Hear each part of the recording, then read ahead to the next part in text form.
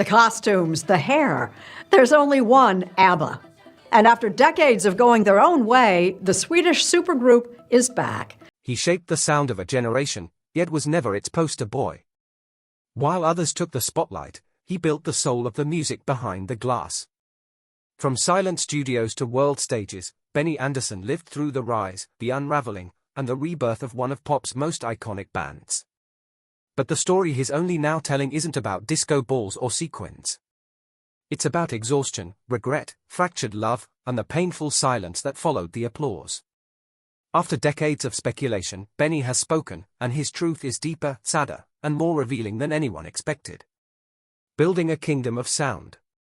Before the world ever danced to the beat of Dancing Queen or wept to the melancholy of The Winner Takes It All, Benny Andersson was already busy shaping the invisible foundation of what would become one of pop music's most enduring legacies. Born on December 16, 1946 in the Vosen district of Stockholm, Benny grew up in a working-class household where music was not a career path but a cherished tradition. His father, a civil engineer, and his grandfather, a self-taught musician, introduced Benny to the accordion at the age of 6. That humble instrument would unlock a fascination with melody and harmony that would never leave him. Unlike many of his peers who longed for stardom, Benny was not driven by a desire to be seen. He was more interested in understanding how music worked. From the mathematical structure of Bach to the earthy storytelling of Swedish folk songs. He taught himself piano by ear and could replicate melodies after hearing them just once or twice. By the age of 10, he was already playing for family gatherings and school concerts. Known not for showmanship, but for his innate sensitivity to tone and emotion. In 1964, at just 18, Benny joined the Heap Stars, a Swedish rock band that would become known as the Swedish Beatles. With his arrival, their sound matured almost overnight. The group began topping the Swedish charts with hits like Sunny Girl and wedding songs penned by Benny himself. These early successes not only revealed his ability to write memorable melodies, but also honed his skills in studio arrangement and live performance. He quickly became known as the band's musical brain while also quietly developing an understanding of the commercial and technical sides of the industry. Then came a pivotal night in 1966. Benny met Björn Ulvaeus while both were performing at a mutual friend's party. Björn, a member of the folk pop group, the Hoot Nanny Singers, shared Benny's love of harmony, arrangement, and detail. Their jam session that evening led to an instant musical partnership. Over the next few years, they began writing together, experimenting with different styles and structures, and even composing songs for other Swedish artists. Their collaborative bond grew strong, not just because of mutual respect, but because they balanced each other perfectly. Benny, the emotional composer, Björn, the witty lyricist. By the early 1970s, Benny and Björn were not only co-writers, but also partners in life with two fellow musicians, Agnetha Faltskog, a chart-topping Swedish solo artist, and Anifrid Lingstad, a jazz-turned-pop singer with a powerful alto voice. Their joint musical venture took form under the lengthy name Björn and Benny Anata and Anifrid. The name was clumsy but the chemistry was electric. They tried and failed to win the Swedish selection for Eurovision in 1973. Undeterred, they came back the next year with Waterloo, a glam pop anthem that won the 1974 Eurovision Song Contest and instantly made them international stars. Shortly afterward, they adopted a more memorable name, ABBA, an acronym using the initials of their first names. From that moment on, Benny was no longer just a pop musician. He was a sonic architect. He treated each song like a painting, layering instruments, arranging vocal harmonies with precision, and experimenting with synthesizers long before it was trendy. In the studio, he was known for his patience and perfectionism. Sometimes spending days reworking a single harmony until it felt emotionally right. He wasn't interested in what was popular. He was interested in what was timeless. Even as Agna and Frida dazzled audiences in matching jumpsuits and Björn penned clever, bittersweet lyrics, it was Benny who sculpted the emotional subtext of ABBA's music. His signature style blended brightness with depth, a Swedish melancholia masked in melody. Songs like Knowing Me, Knowing You, and Fernando carried this duality. Joy on the surface, sadness underneath. That was Benny's gift, not just to pop music, but to generations of listeners who felt something deeper in ABBA's seemingly simple songs. In truth, Benny Andersson wasn't just building songs. He was building a kingdom, one where every chord, every silence, every note mattered. And while the spotlight often shone elsewhere, the architecture of ABBA's sound was unmistakably his, falling apart while climbing higher. For most of the 1970s, ABBA rode an unstoppable wave of fame. But as the band soared publicly, it began to erode privately. The unraveling wasn't sudden. It was subtle, slow, like a house weathered by time rather than destroyed by fire. The first crack came in 1979 when Bern and Anata divorced. It was a deeply personal break, but one that the band tried to weather professionally. At the time, the group was working on their album Super Trooper. And though the songs retained their signature polish, the sessions began to carry a new heavy tone. 2 years later, Benny and Frida followed the same path. Their relationship had once been described as fiery and symbiotic, a true musical love story. They met in 1969, long before ABBA, and built a connection through sound before anything else. Frida once said in a 1975 interview that Benny understood her in a way no one else did. But understanding in the studio didn't always translate into real life. Benny's obsessive perfectionism, which made him brilliant in the studio, left little room for emotional availability at home. Frida, expressive and emotional, felt the growing absence. By 1981, Benny admitted to having fallen in love with Mona Nerklit, a television producer he met during a broadcast special. He told Frida the truth, but the damage was done. The split was quiet, professional even, but it carved a deep scar into the band's dynamic. The next and final studio album, The Visitors, released that same year, reflected the emotional frost setting in. Songs like When All Is Said and Done and Slipping Through My Fingers dripped with unspoken pain. The sparkle was fading, and though the band would continue for another year, something vital had already disappeared, confirming the silence we all felt. For over 40 years, the story of ABBA's end was defined not by explosive headlines, but by a deafening silence. Unlike most legendary bands that go out with a farewell tour, a breakup press conference, or some final cathartic performance, ABBA simply vanished. Their last official single, Under Attack, was released in December 1982. It failed to make the impact of their earlier hits. There was no follow-up album, no world tour, no curtain call, just a gradual fade into the midst of speculation and fan theories that would stretch across decades. Their absence left a void, and into that void came endless questions.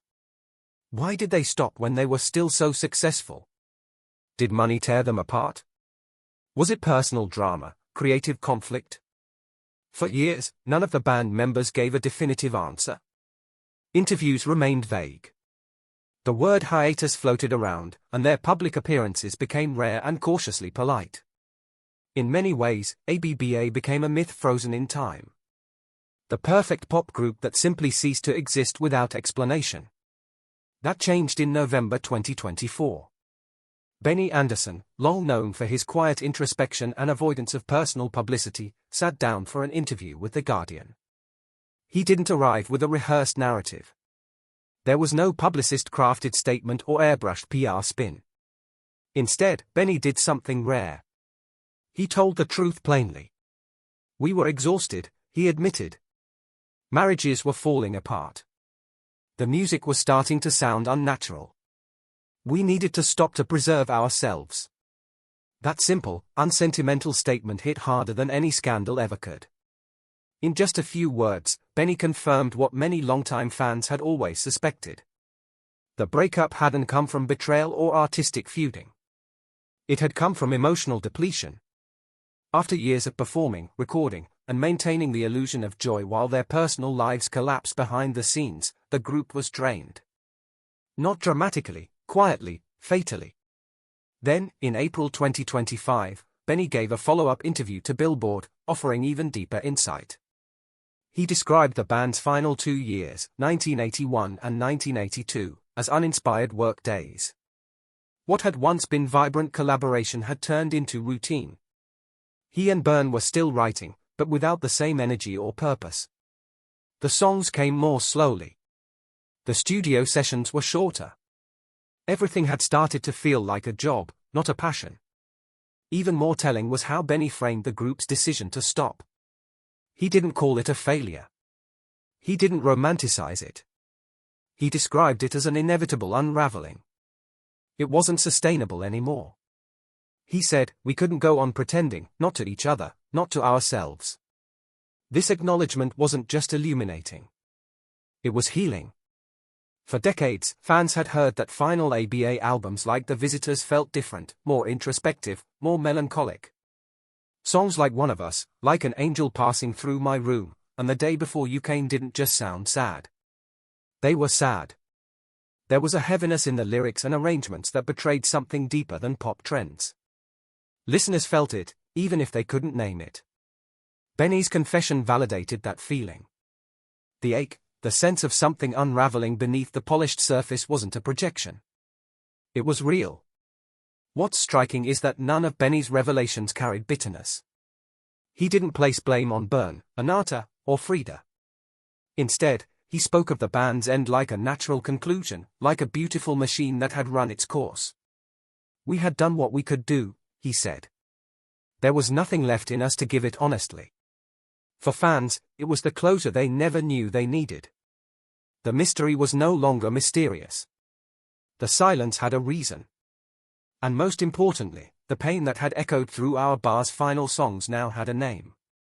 Exhaustion, emotional collapse, and the quiet necessity of walking away. Frida's path through grief and royalty. After ABBA's quiet dissolution, Frida embarked on a journey no one quite expected.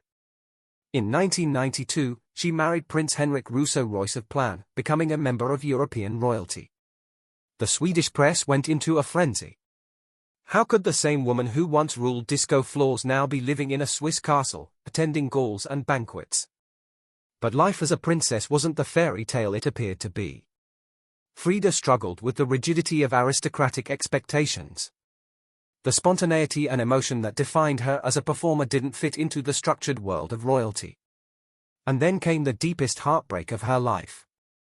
In 1998, her daughter Lisa L. died in a car accident in New York. She was just 30 years old. The loss was devastating. The woman who once sang to millions now sought silence, grief-stricken in her secluded home near Lake Geneva. The glitz of royalty, the fame of her past. It all palled in comparison to the emptiness left by her daughter's absence. And yet it was Benny who reappeared during that time. Despite everything, he reached out. They shared a past no one else could understand. And in their quiet reconnection, there was comfort. Not in reliving the glory days, but in the understanding that only two people who had seen everything fall apart could truly share. Frida, who once needed the spotlight to feel seen, had now found peace in simply being remembered, not by the world, but by someone who had known her before it all. Returning without regret in 2018, after decades apart, the unthinkable happened. ABBA reunited to record 2 new songs. The announcement stunned the music world. Not just because it ended a 36-year silence, but because it marked the beginning of one of the most ambitious projects in music history, ABBA Voyage. By 2021, Benny and Bern had composed a full-length studio album under the same name. And Benny had taken total control of production. But more than the music, it was the performance model that changed everything. ABBA Voyage wasn't a traditional concert. It was a digital experience. Using motion capture and avatar technology, Benny and the team recreated the band's 1979 selves, performing live with a 10-piece band at a purpose-built arena in London. The show was an astonishing success. Since opening in May 2022, it has sold over 1.3 million tickets, attracting fans from more than 140 countries. The digital avatars didn't just mimic, they transcended expectation. Benny, ever the craftsman, oversaw even the smallest sound design details, insisting that the performance be authentic, emotionally precise, and technically flawless.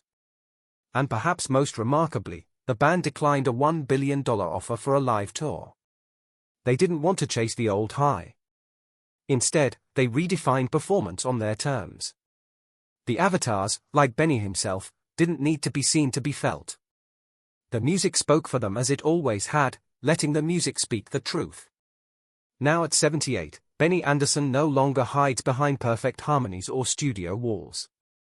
In recent interviews, he's been quietly unpacking decades of emotional restraint. He's admitted that music was his escape. He didn't know how to talk about pain, so he composed it instead.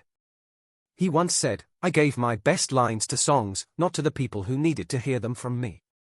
That line, so simple, so raw, reframes everything we thought we knew. Benny wasn't cold. He was scared. Scared to confront the emotions that swirled beneath every love song, every breakup ballad, every hit that masked heartache. And that fear, that silence is what ultimately undid the band from within. Not drama, not betrayal, just fragility.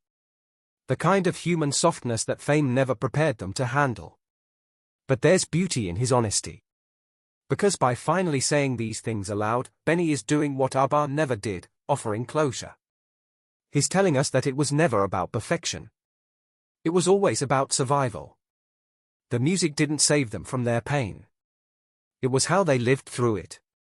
And perhaps that's why the songs endure. They were never polished fantasies. They were real, messy, complicated fragments of four people trying to hold themselves together. And now, after all these years, the quiet man at the piano has finally let us in. How do you think ABBA's music might have sounded if they had faced their emotions hidden instead of through their songs? Let us know in the comments. And if this story moved you, don't forget to like, share, and subscribe for more powerful musical journeys.